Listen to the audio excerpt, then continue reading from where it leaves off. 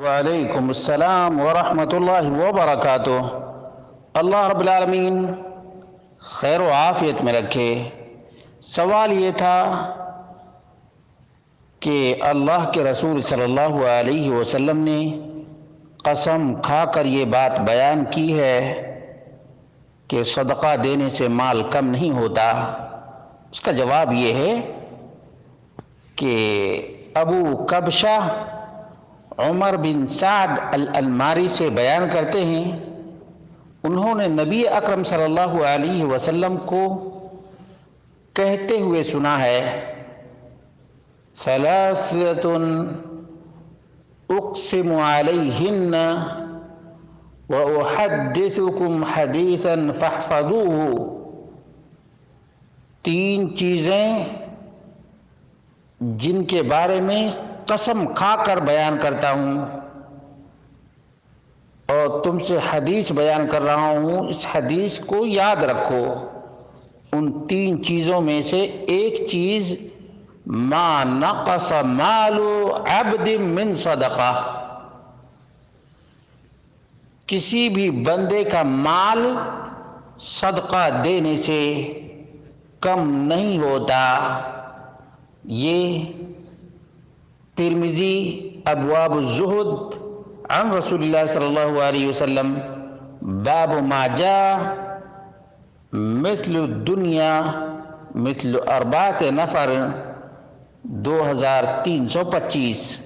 شیخ الالبانی نے اس روایت کو صحیح قرار دیا ہے، صحیح الجامع 3024۔ اسی طرح سے صحیح مسلم میں بھی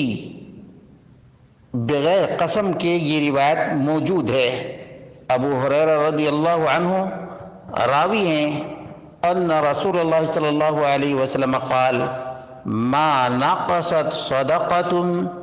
من مال، صحیح مسلم کتاب البر والصلہ والآداب باب استحباب العفو والتواضع، حدیث نمبر 2588۔ معلوم یہ ہوا کہ اللہ رب العالمین کی راہ میں مال خرچ کرنے سے کم نہیں ہوتا، بلکہ اللہ رب العالمین مال کو پاک کرتا ہے اور برکت سے نوازتا ہے، کیونکہ اللہ رب العالمین کی راہ میں جو بھی مال خرچ ہوتا ہے اس کے 10 گنا زیادہ اللہ رب العالمین قیامت کے دن اجر عطا کرتا ہے۔ والحسنۃ بعشر امثالها، نیکی 10 گنا زیادہ بڑھا کر دی جاتی ہے۔ اس لیے خیر کے کام میں، نیکی کے کام میں، انسانیت کے کام میں مالدار کو مال خرچ کرنا چاہیے،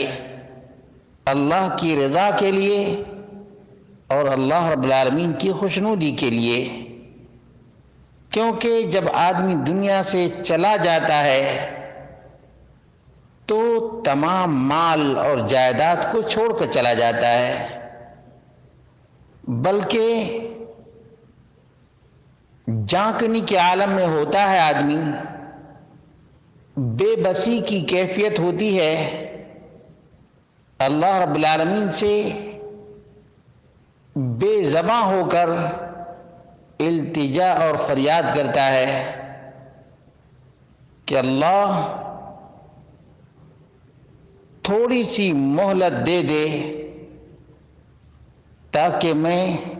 صدقہ اور خیرات کر سکوں، لیکن وقت نکل چکا ہوتا ہے، وقت گزر چکا ہوتا ہے اور ٹائم ساتھ نہیں دیتا، حسرت لیے اس دنیا سے آدمی چلا جاتا ہے۔